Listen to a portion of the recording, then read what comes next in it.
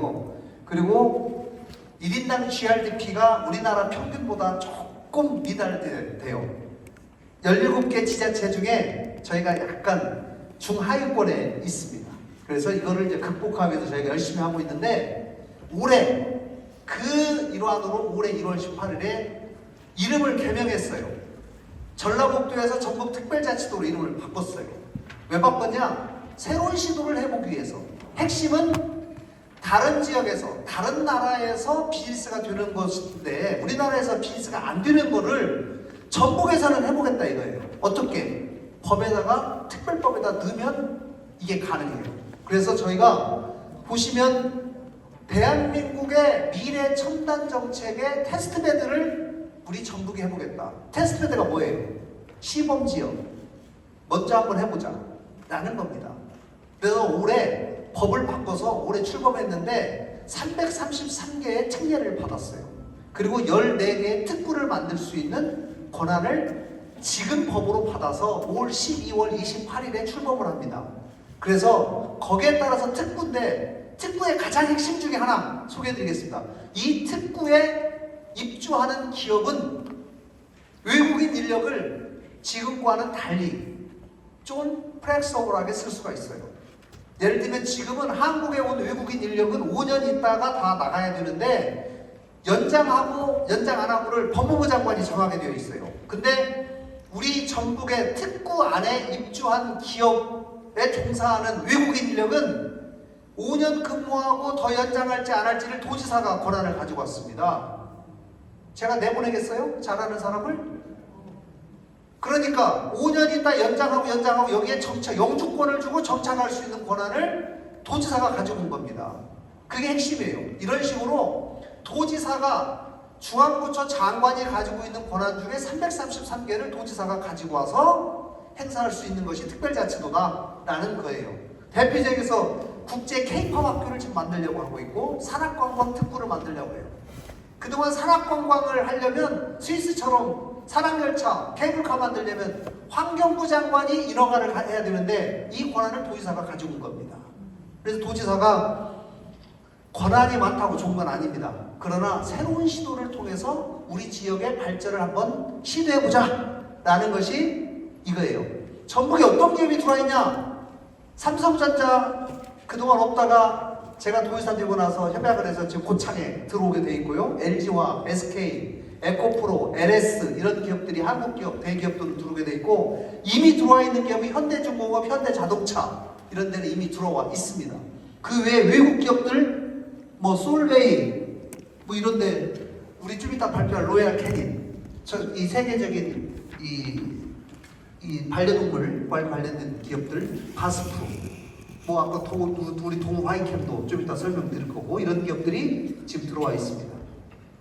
왜 저희가 아까 우리나라에서 17개 지자체를 대상으로 평가를 했는데 전북이 가장 기업하기 좋은 도시다 1등을 갔어요.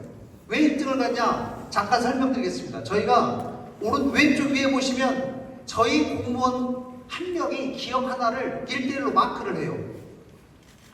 일주일에 한 번씩 전화하고 한 달에 한 번 현장 방문해서 기업의 애로를 해소하는데, 처음에 도청 공무원 500명이 시작을 해서 지금은 전북에 있는 공무원들 2,800명이 2,800개의 기업을 마크하고 있습니다. 대한민국에서 유일하게 여기서 하고 있어요. 그리고 환경 단속을 저희는 미리 예고를 합니다. 한 달 뒤에 이런 거 점검할 테니까 그때까지 준비하십시오. 기업들이 굉장히 좀 편의성을 봐주는 거죠. 또 세무조사, 도청에 세무조사하게 되어 있는데 이것도 올해 세무조사는 받게 되어 있는데 언제 세무조사 나가면 좋을지 당신 회사가 선택하십시오. 시기를 선택할 수 있도록 권한을 드렸어요. 또 노사화학과 관련해서 노사정 상생협약을 통해서 노사에 관한 적어도 대한민국에서 가장 서로 협조가 잘 되는 지역이다. 이렇게 저희가 지금 하고 있습니다. 여러분들 지금 2박 가셨는데 느끼셨겠지만 여기 음식, 한복, 또 판소리 뭐 이런 것들 다 느끼셨을 것이고, 저희가요 유네스코에 등재된 한국 이거는 유산이 우리나라의 지금 저희가 전북에서 6건이 등재가 되어 있어요. 대한민국 2위예요. 그러면 무형문화재는 무형문화재 있죠? 예를 들면 판소리를 잘하는 사람은 무형문화재를 지정하는데 이런 무형문화재가 전북에 104건이 있는데요. 104건이 인구 비율로 보면 대한민국 압도적 1위. 경기도가 110건이에요. 경기도가 1,400만입니다. 우리는 180만인데 104건이 있어요. 그러니까 이 무형문화유산이 가장 대한민국에서 활발하게 존재하고 있는 곳이 이곳이다. 근데 이거를 이제 관광이나 산업으로, 문화산업으로 만들 필요가 있다. K컬처의 뿌리가 바로 이곳에 있으니까 이거 뿌리를 갖다가 여러분들이 응용하시면 저는 될 거라고 생각하는 겁니다. 기업에 관해서는 제가 실제로 한 얘기를 드리려고 합니다. 도지사가 전북에 들어와 있는 기업을 위해서 성장을 위해서 어떻게 노력해왔고 어떤 성과가 있는지를 제가 간단히 설명드리겠습니다. 저는 3가지가 중요하다고 봐요. 우리에게 필요한 기업을 유치하자. 없는 기업을 데리고 온 거 하나. 있는 기업을 잘 되게 하는 방법 하나. 또 청년들 스타트업 할 수 있는 생태계를 마련하는 거. 이 3가지 방향으로 이루어지고 있는데 이미 있는 기업들을 살리는 저희 도의 정책은 중소기업 성장 사다리 5탈자가 났네요. 육성기업입니다. 그래서 도둠, 도약, 선도, 스타, 강소 이렇게 5단계로 나누어서 우리가 매년 지정을 해요. 그리고 이 기업들에게 전체적으로 케어를 하고 육성을 하는 여러 가지 지원책을 피고 있어요. 제가 오늘 말씀드리고 싶은 것은 맨 밑에 있는 전북형 삼성 스마트 팩토리 사업인데 대한민국에서 유일하게 하고 있는 사업이에요. 이것 좀 설명드리겠습니다. 여러분, 삼성전자가 사회공헌 사업으로 엔지니어 30년 이상 근무한 엔지니어 300명을 따로 모아가지고 월급은 삼성전자에서 주고 이 사람들은 대한민국 중소기업 1년에 300개를 컨설팅만 하러 다녀요. 삼성전자 납품업체가 아니에요. 그 300개를 중소기업 중앙회가 매년 선정을 하면 그 회사를 가서 2개월, 3개월, 6개월까지 같이 근무해요. 그 사람들하고 먹고 자고. 그러면서 그 회사를 이렇게 고쳐라, 이렇게 고쳐라. 이 서비스를 받은 회사의 생산성 향상이 35%예요. 10년간 평균이에요. 2,500개의 기업이 서비스를 받았어요. 그러면 대한민국 제조업의 생산성을 높이는 일은 이 서비스 받으면 그만 아니에요? 근데 한계가 있죠. 1년에 300개밖에 못 오고 전북은 15개밖에 못 해요. 1년에. 그래서 제가 삼성전자를 찾아갔습니다. 이것 좀 늘립시다. 했더니 더 늘리는 건 어렵습니다. 그래서 제가 아이디어를 냈어요. 그럼 좋다. 300명의 멘토단이라고 하는데 멘토단 중에 정년퇴직하는 사람을 우리 전북에서 고용하겠다. 삼성전자에서 받던 월급 80%를 줄 테니 그 중에 괜찮은 사람 30명을 뽑아줘라. 그래서 30명을 훈련시켜서 제가 월급 주니까 그 사람들은 전북에 있는 기업만 1년에 70개를 서비스할 수 있게 되었어요. 삼성전자하고 1년 반을 서로 협력해갖고 이걸 준비해가지고 올 6월에 론칭을 시켰습니다. 올해 1차년도 70개 기업 서비스 대상업체를 우리가 선발하는데 170개 회사가 어플라이 했어요. 그 중에 선발해서 지금 70개를 지금 서비스하고 있습니다. 반응이 너무 좋아요. 35%는 기본이고 많이 된 데는 한 60%까지도 향상된 데가 있습니다. 그래서 이 서비스를 제가 앞으로 5년간 하려고 그러는데 이재용 회장님까지 보고가 됐어요. 삼성 이재용 회장이 10년 전에 이 서비스를 삼성전자가 처음 할 때 원했던 것이 바로 이거다. 삼성전자가 시작했지만 새끼쳐서 지자체가 별도로 했으면 참 좋았을 텐데 그동안 하는 데가 없었는데 전북이 맨 처음 했으니 이거 반드시 성공시켜야 된다. 30명을 뽑아가지고 삼성전자에서 2주간 교육을 다 시켜가지고 내려보냈어요. 제가 그분들한테 30명에게 다 명예도민증 주고 격리했습니다. 여러분들이 앞으로 우리 전북의 보석입니다. 전북의 제조업 좀 살려주십시오. 라고 지금 서비스를 하고 있는데 이 반응이 너무 좋아요. 새로운 기업 유치하는데 결국 인센티브를 줘야 되니까 인센티브는 뭐가 있어요? 결국은 투자 유치 보조금과 세제 혜택 아니겠어요? 근데 대한민국은 미국 주지사처럼 세금을 팍 깎아주는 권한이 없습니다. 대한민국 모든 세금은 국회에서 정하도록 되어 있어요. 헌법에 나와 있어요. 제가 세율을 정할 수가 없어요. 지방세 조금 감면해 줄 수 있는 것밖에 없어요. 그러면 다른 우리가 행정에서 할 수 있는 프렌들리한 행정을 하고 그 위에 다른 방법들을 해야죠. 제가 도지사 되고 나서 윤석열 대통령하고 도지사하고 대통령하고 3달에 한 번씩 만나요. 다다음 주에 또 만나게 돼 있어요. 첫 번째 미팅이 22년 7월 8일에 있었습니다. 제가 그 자리에서 대통령에게 2가지를 건의했어요. 하나는 지방에 있는 기업 살리려면 서울에 있는 기업이 지방으로 이전해야 되는데 특별한 인센티브를 줘야 됩니다. 어떤 인센티브? 세제 혜택을 다 면제해 줍시다. 가업상속 공제제도라고 있어요. 아버지가 사장하다가 자식한테 물려줄 때 세제를 일부 면제해 주는 것이 있는데 이게 지금 5천억 미만 기업한테만 적용이 돼요. 대한민국에서. 그래서 5천억 제한을 틉시다. 2조 3조 하는 회사도 옮기면 적용하게 해줍시다. 공제한도는 600억까지만 세금 면제해 주는데 이것도 틉시다. 2년간 주장했는데 어렵게 되다가 이번에 정부 세법 개정안에 들어갔어요. 국회 통과를 앞두고 있습니다.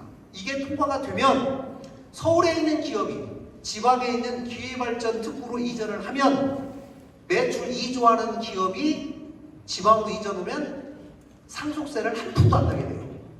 이거를 지금 올해 지금 법을 통과시키려고 노력하고 있어요. 그래서 이거 하나 하고 또 하나는 제가 이민 정책을 적극적으로 좀 합시다. 전국에 180만 있는데 그 중에 10%인 18만 명을 제가 10년 동안 이민 받을 수 있도록 도지사한테 비자 발급 권한을 좀 주십시오. 라고 했더니 작년에 시범적으로 400명 줬어요. 다만 약간 제약을 줬어요. 우리 지역에 이미 유학 와 있는 학생들을 우리 지역에 있는 기업에 취직할 경우에 400명을 제가 비자 5년짜리 연장해줘요. F1 비자를 F1 리저널로 바꿔줘가지고 5년간 해주는 이 프로그램을 만들어서 작년에 400명, 올해 지금 700명 쿼터를 받았어요. 전북만. 그래서 지금 이거 하고 있어요. 근데 이것도 앞으로 더 늘리려고 합니다. 그러니까 여러분들 잘 하시고 또 하나는 벤처인데요. 벤처는 실탄이 있어야죠. 벤처를 창업하시는 분들에게 과감하게 쏠 수 있는, 투자할 수 있는 실탄이 있어야 되는데 이거를 벤처 펀드 조성 규모라고 그러는데 벤처 펀드 조성 규모가 제가 취임할 당시에 그동안 누적에 맨 위에 보면 민선 7기까지 2,200억이 조성이 돼 있었어요. 그래서 제가 저게 10년간 조성된 금액이 2,200억이에요. 그래서 제가 연간 2,000억씩 하자. 그래서 4년 후에 8,000억을 더해서 4년 뒤에 1조를 만들자 프로젝트를 했는데 올해 24년 말까지 지금 얼마가 예상됩니까? 8,149억 원이 예상되고 있어요. 작년에만 2,700억, 올해 3,239억 원을 신규로 조성해가지고 하고 있어요. 벤처기업이 창업만 한다고 되는 게 아니잖아요. 옆에서 잘 될 수 있도록 코치하는 회사를 엑셀러레이터라고 그러는데 엑셀러레이터가 사실 제가 취임할 때 하나도 없었습니다. 지금 7개. 대한민국에서 1등, 2등 하는 회사한테 제가 전국에 지점 좀 내주십시오. 그래서 이분들이 와가지고 기업들을 발굴해서 투자를 하고 우리가 만든 펀드를 운용을 맡기고 이렇게 하면서 생태계가 조금씩 조성되고 있는데 작년 2023년에 1년 동안 통계를 내보니까 대한민국 전체의 벤처 기업이 6% 창업이 줄어들었어요. 전년에 비해서. 기업 수가. 대한민국에서 17개 시도 중에 유일하게 전국만 5%가 늘었어요. 그래서 이것이 분명히 효과가 있구나 라고 제가 생각을 좀 하고 있습니다. 여러분 이게 새만금이에요. 새만금, 제가 새만금을 가보라고 하는 이유가 있습니다. 여러분에게 제가 여기까지 왔는데 새만금을 안 가보시면 여러분들 너무 손해가 막심하다니까요. 여기서 1시간밖에 안 걸리는데 돌아보고 오는데 3시간 걸리는데 투자 한번 하십시오.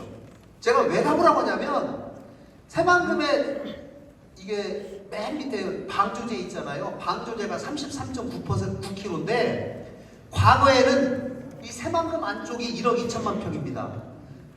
이 안에를 못 가봤어요. 작년 8월 이전에는 34년간 못 가봤어요. 왜? 도로가 개통이 안 되니까.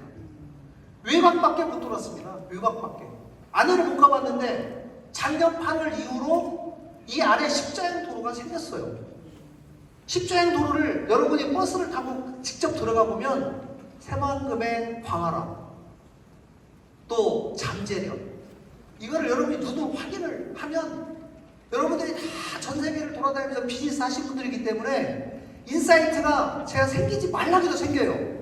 이거 여기 와본 분들이 전부 제가 무슨 얼마나 큰 힘이 있다고 기업 유치를 그렇게 옛날보다 잘하겠어요. 이게 인프라가 되고 이 자리에 직접 와본 기업인들이 여기가 대한민국의 미래구나, 여기다 투자해야 되겠다, 막 러쉬가 생겨가지고 저희가 준비해놓은 산업단지가 1년 만에 다 동나버렸어요. 근데 지금 땅이 없어가지고 사실 1년간 분양을 못하고 있습니다. 열심히 지금 땅 메꾸고 있어요. 내년 초부터 다시 분양이 가능한데 이곳을 여러분이 꼭 한번 가보시기를 제가 부탁합니다. 과거에 전북의 산업이 왼쪽에 있는 탄소, 수소, 식품 이런 거라면 대한민국의 사용차, 버스와 트럭 중에 95%가 전북에서 생산됩니다. 버스 트럭에. 이거에 강점이 있는데 이제는 제가 와가지고 그린바이오를 넘어서 레드바이오를 하자. 2차전지 특화단지가 새만금으로 지정이 됐어요. 2차전지 기업들이 약 지금 7조 원 정도 투자를 약속해갖고 투자하고 있고, 방산, 저희가 무인 드론 실증단지를 새만금에 지금 만들기로 LIG 넥스원하고 지금 협약을 했습니다. 그리고 기후테크와 관련된 2차 또 재생에너지 특화단지로 지정이 되어 있기 때문에 이런 거를 좀 해보려고 생각하고 있어요. 그래서 새로운 산업들을 같이 융합을 하면서 하려고 하겠다. 여러분 투자할 경우에 어떤 인센티브가 있느냐? 사실은 대한민국은요, 솔직히 말씀드리면 각 지자체별로 특별한 인센티브가 많지 않습니다. 권한이 별로 없어요, 도지사한테. 인센티브 주는 것까지 중앙정부에서 다 컨트롤해요. 그렇기 때문에 이거는 사실은 다른 동네랑 사실 거의 비슷합니다. 솔직히. 그러나 얼마나 기업 프렌들리한 행정을 해서 인허가를 빨리 하냐. 결국 기업은 시간이 돈이잖아요. 근데 제가 국회의원 8년 했는데요. 국회의원 할 때부터 우리 동료 정치인들한테 제가 한 얘기가 있어요. 자, 정치와 행정의 롤이 뭐냐? 어떤 역할을 해야 되냐? 경제인과의 어떤 관계를 맺어야 되냐? 제가 이렇게 얘기합니다. 동료들한테. 대한민국은 이제 정치와 행정을 리드하는 시대가 아니다. 경제인들이 리드하는 시대가 됐다. 그러면 정치, 행정 뭐 해야 되냐? 경제인들이 글로벌 경쟁에서 뒤지지 않도록 빨리빨리 거기에 제약이 되는 법과 제도를 바꿔줘야 된다. 신속하게, 빠르게. 그리고 서포트해야 된다. 라고 하는 것이 제 소신이고 제가 그거를 계속 얘기해요. 마찬가지예요. 우리 지역에 어떻게 하면 인허가를 원스톱으로 1년 걸릴 것을 2달 만에, 1달 만에 끝낼 것입니다. 제가 우리 직원한테 엊그제 그랬습니다. 서류를 받아가지고 거토하지 말고 미리 받아가지고 프리 리뷰를 한 다음에 서류 받고 나서 일주일 만에 바로 내줘라. 왜 그걸 받은 다음에 검토를 하냐? 미리 달라고 그래가지고 미리 검토를 해야지. 그리고 부족한 거 있으면 이런 거 빨리빨리 보완하라고 미리 얘기하자 라고 얘기를 했더니 좀 성과가 있는 거예요. 그리고 여러분 아리백 여러분 많이 아시죠? 재생에너지로 생산된 제품을 안 쓰면 수출 장벽이 지금 많이 막히는데, 그 면에서는 대한민국에서 유일하게 아리백 전용 산단으로 새만금 산단이 지정이 되어 있고, 이 앞에 해상풍력, 수상태양광 등 많은 재생에너지가 풍부하게 7기가와트가 예정이 되어 있어서 이런 부분을 앞으로 새만금이 잘 공급할 수 있는 가능성이 있다라는 말씀을 드리고, 이제 전주는 별도로 또 전주를 프로모션 할 거기 때문에 저는 전주 이후에 새만금을 중심으로 제가 말씀드렸고, 가장 중요한 건 또 인력 공급 아니겠어요? 기업이 왔을 때 거기에 합당한 인력을 어떻게 공급할 것인가?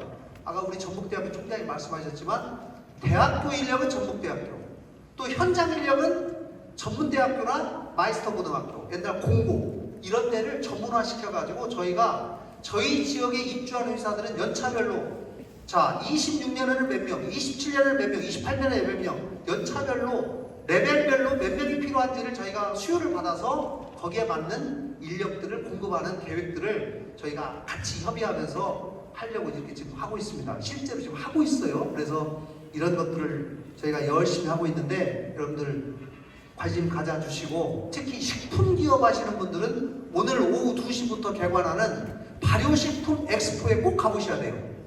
대한민국에서 유일하게 발효식품과 관련된 엑스포가 지금 22년째 열리고 있는데 30개국에서 350개 부스가 바로 옆에서 열립니다.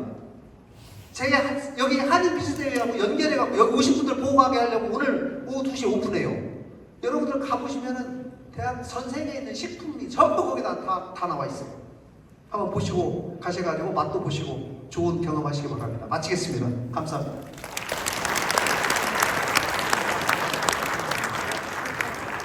기업인체에 대한 뜨거운 열정을 보여주신 김관영 도시장님께 다시 한번 큰 박수 부탁드리겠습니다.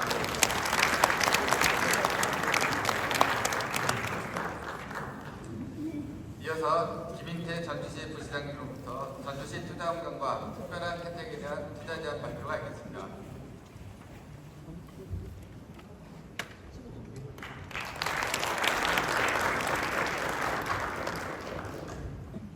네, 반갑습니다. 전주시 부시장 김인태입니다.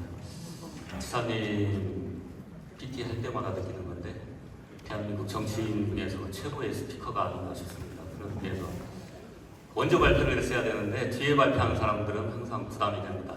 그리고 도지사님께서 발표한 내용의 투자 유치하고 관련된 제도는 전주시가 전라북도 안에 속해 있기 때문에 유사합니다. 일부 틀린 건 있지만 거의 대동소이하다는 말씀을 드리고, 그런 차원에서 이제 전주시는 실무적인 차원에서 설명을 드리도록 하겠습니다. 먼저 여기 해외에서 오신 한인 CEO분들 보니까 감회가 새롭습니다. 저도 참고로 3년 동안 미국에서 동포영사로 근무한 적이 있기 때문에 더 감회가 새롭습니다. 가족 같은 느낌이 들어서 좋다는 말씀을 먼저 드리겠습니다.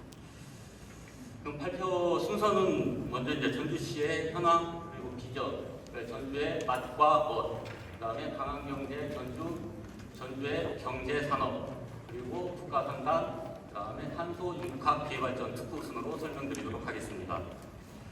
전주는 여러분들께서 잘 아시다시피 전북특별자치도의 제1도시입니다. 그리고 인구는 64만인데 전국에 있는 기초지자체 인구 규모로 보면 전주가 12위 정도가 됩니다. 물론 조선시대로 올라가면 5대 도시 안에 들어갔는데 지금은 많이 이제 줄어들었다는 말씀을 드립니다. 그렇지만 지금 전주의 연간 관광객 수를 보면 한 해에 5천만 명이 왔다 갑니다. 한옥마을에 1,500만 명, 그 다음에 전주 전역으로 따지면 한 해에 한 5천만 명 정도가 방문하는 대표적인 문화 관광 도시입니다. 전주시는 강한경제 전주, 다시 전라도의 수도로라는 목표로 과거의 영광을 재현하기 위해서 부단히 노력하고 있습니다. 참고로 다시 전라도의 수도로라는 뜻이 무엇이냐고 모르시는 분들이 있기 때문에 좀 설명을 드리겠습니다.